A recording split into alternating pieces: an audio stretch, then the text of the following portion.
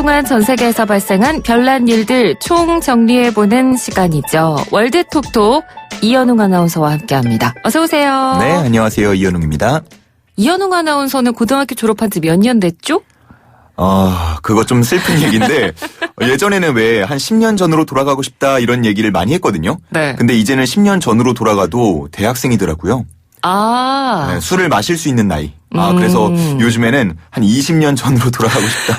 이제 단위가 점점 커질 것 같습니다. 고등학교 때로 다시 돌아가고 싶은 생각이 있으세요? 저는 무조건이요. 왜요? 그때는 뭔가 뭐든 제가 할 수 있을 것 같았거든요. 겁이 좀 없다고 할까요? 더 큰 사람이 될 것 같았고 더 네. 꿈이 많았고요. 저 진짜 고등학생 때까지는 정말 열혈남아였습니다. 근데 지금도 굉장히 열정적인 스타일이에요. 이현웅 아나운서는. 이건 많이 죽은 겁니다. 진짜로 제가 예전에는 한시도 가만히 있질 못했고요. 정말. 어느 정도였냐면 이거 제 주변의 친구들은 다 아는데 네. 제가 여자친구를 처음 사귄 게 26대인가 그래요. 네? 그 전에는 왜 안 사귀었냐. 나는 나의 시간과 나의 돈을 나한테만 투자할 것이다. 이런 고집이 있었어요. 진짜로 이걸 누군가랑 나누기가 싫은 거예요. 그만큼 스스로에게 굉장히 에너지도 넘치고 열정적이셨나 보네요. 자기 개발을 위해서 모든 거를 하는 그런 좀 열혈남아였습니다. 지금도 우리 이현웅 아나운서가 굉장히 에너지도 넘치고 하고 싶은 것도 굉장히 많아하는 스타일인데 예전엔 더 했다니까 감당이 안 됐죠. 궁금하네요. 예. 도입부가 좀 길어지긴 했는데 왜 학생 시절 이야기를 했냐 하면 제가 사실은 교복 이야기를 물어보고 싶었거든요. 학생 때 교복 입으셨죠? 당연하죠. 교복 마음에 드셨었나요? 저희 학교 교복이 하계 교복이 특히나 그 택시 기사 분들이랑 비슷하다 해가지고 네. 주변 학교에서 좀 놀림을 많이 받았어요. 네. 교복 가지고 학창 시절에 좀 서로 놀리는 경우가 꽤나 맞아요. 있잖아요. 네. 아마 교복을 이렇게 막 마음에 들어하는 학생들이 그리 많을 것 같진 않지만 제가 왜 이야기를 하냐면 첫 번째 소식이 교복 이야기더라고요. 맞아요. 이제 네. 9월이기도 하니까 또 시기적절하게 교복 이야기를 준비했는데요. 네. 저 멀리 웨일스에서는 이제 치마를 입은 남학생, 바지를 입은 여학생을 어렵지 않게 볼 수 있을지도 모르겠습니다. 그러니까 치마를 남학생이 입고 여학생이 바지를 입고 네. 그러니까 뭔가 규정을 바꾸는 건가요? 아마 대부분은 느끼셨겠지만 이게 성평등 또 성중립과 관계가 있습니다. 웨일스 교육부는 최근에 성중립 교복 지침을 발표했는데요.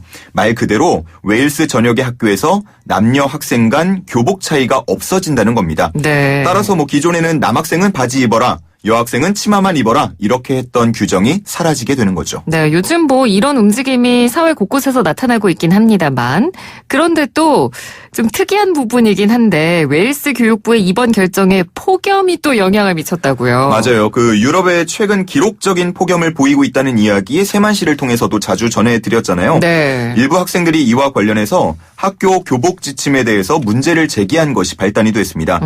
이와 함께 또 성적 소수자가 겪는 혼란까지 포용하는 것이 목표다. 이렇게 웨일스 지방 정부는 전했죠. 네, 이 교복 착용과 관련해서 다른 나라들도 좀 비슷한 움직임이 있다고요? 웨일스 바로 옆에 이제 잉글랜드의 경우에는요. 네. 재작년과 지난해 여름 중고등학교 학생들이 반바지를 입지 못하게 하는 교칙에 항의하면서 이 남학생들이 치마를 입고 등교하는 일이 있었는데요.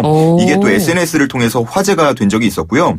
일본의 경우에는 왜 여학생 교복하면은 그 세일러 형식으로 된 교복 네. 좀 유명하잖아요. 그리고 네. 또 허리 라인이 굉장히 강조돼 있는 거. 이게 또 바다를 건너서 우리나라까지 전해지기도 했는데 어쨌든 이런 거를 개정해서 남녀 구분 없는 일명 젠더리스 교복을 만들어서 관심을 모으기도 했습니다. 네, 그러니까 우리나라도 아마 특히 이 여학생 교복이 논란이 된 적이 많기 때문에 기억하시는 분들이 많을 거예요. 저도 학생 때 떠올려 보면 어떨 때는 좀 교복을 막 펑퍼짐하게 입는 게 헐렁하게 입는 게 유행했다가 근데 대부분 여학생들은 뭔가 좀 허리 라인을 들어가게 그쵸. 입는 브랜드를 선호하기도 하거나 맞아요. 그런 게 안 나오면 심지어 본인이 수선해서 입기도 하고 그쵸. 그렇게 입잖아요. 저는 남자인데도 허리를 좀 넣었던 것 같아요. 따로 수선을 했습니다. 제가 좀 역시 독특했거든요. 열정남. 그렇죠. 네. 근데 지금은 좀 변하고 있는 것 같네요. 예전에는 네. 정말 말씀하신 대로 워낙 이제 작은 걸 많이 입다 보니까 아니 교복이 무슨 이제 아동 사이즈로 나오는 거 아니냐 뭐 이런 비판 섞인 목소리도 들렸는데요. 네. 이제는 우리나라도 좀 편안한 교복, 단정한 교복을 지향하는 분위기가 된 것 같습니다. 교육당국도 좀 이런 거를 뭐 재정적으로 아니면 이렇게 분위기적으로 좀 지원을 하고 있는 상태고요. 네. 사실 교복을 입는 학생들의 마음이 가장 중요하잖아요. 네. 아무래도 본인들이 뭐 어떤 옷을 입을지 정하는 거기 때문에 요즘에는 학생들도 몸을 조여서 굳이 예쁘게 보이기보다는 자유롭고 좀 편안한 쪽을 원하는 것 같습니다. 그래서 이런 분위기를 좀 반영해서 최근 교복 광고에는 바지를 입은 여자 모델이 등장하기도 했죠. 아, 그렇군요. 그러니까 뭐 예전에는 그래도 교복을 이렇게 뭐 줄이거나 수선해서 입는 것도 굉장히 크게 마음 먹고 하는 그거 경우가 걸리면 있는데 혼나요. 저는 해볼 생각도 못 했거든요. 무서워서. 등교할 때 입구에서 그 선도부랑 딱 지키고 있거든요. 네. 그래갖고 너무 학생주임 짧거나. 선생님이랑. 맞아요. 손 들고 있어야 돼요, 그러면. 네. 그런데 어찌됐건 학생들이 뭔가 의식을 가지고 이런 움직임을 보이는 거는 참 긍정적인 부분인 것 같습니다. 자, 이번에는 두 번째 소식으로 넘어가 볼까요? 자, 이번에는 스페인으로 한번 가볼게요. 이 스페인의 여름이라고 하면 아마 많은 분들께서 황소몰이 축제를 떠올리실 것 같은데요. 그동안 여러 차례 논란이 됐지만 올해도 어김없이 열렸습니다. 그 얼마 전에 세만씨 제가 얼핏 이렇게 듣다 보니까 국경 없는 토론인가 해서 이 황소몰이 관련한 이야기, 투 관련한 이야기 하지 않았나요? 네, 맞아요. 그러니까 이때 투에 관련된 이야기를 하면서 동물의 인권에 대해서 저희가 그날 토론을 했었는데 그러니까 전통 문화니까 어떻게 전통을 지켜야 하는 부분도 물론 중요하지만 그렇죠.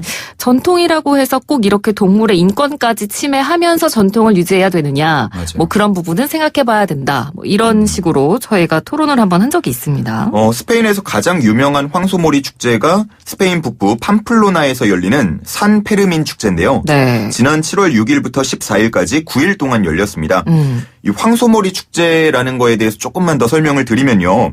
관광객을 포함한 18세 이상만 참여가 가능하고요. 네. 흰 옷을 입고 붉은 띠를 매야 합니다. 그리고 정해진 길을 따라서 황소보다 앞서서 달리면 됩니다. 네. 넘어지고 뭐 부딪히고 피를 흘리는 위험천만한 행사지만 수호성인 산 페르민이 나를 지켜줄 거다라는 믿음을 가지고 참여를 하는 거죠.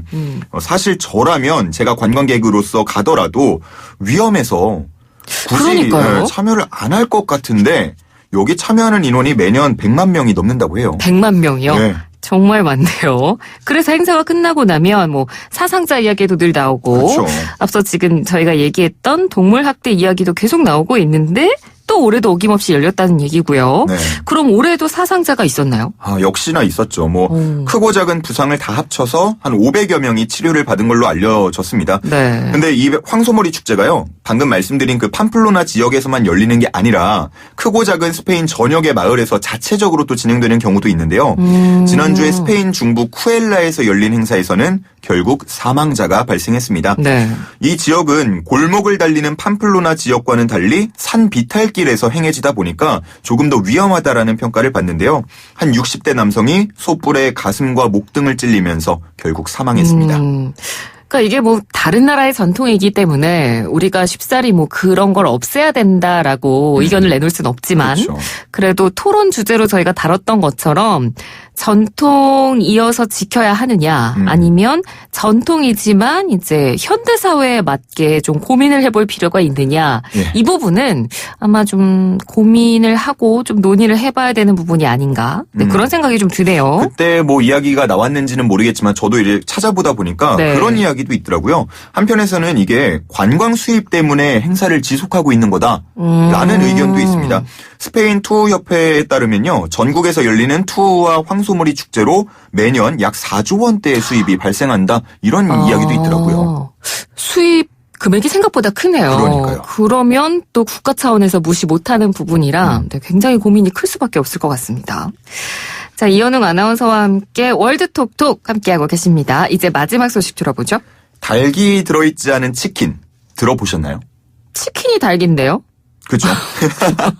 근데 닭이 없는 치킨은 좀 이상한데요? 네. 근데 미국 애틀란타에서요, 이 닭 없는 치킨이 등장했습니다. 글로벌 패스트푸드 프랜차이즈인 KFC가 이 식물성 고기로 만든 치킨을 판매하기 시작한 건데요.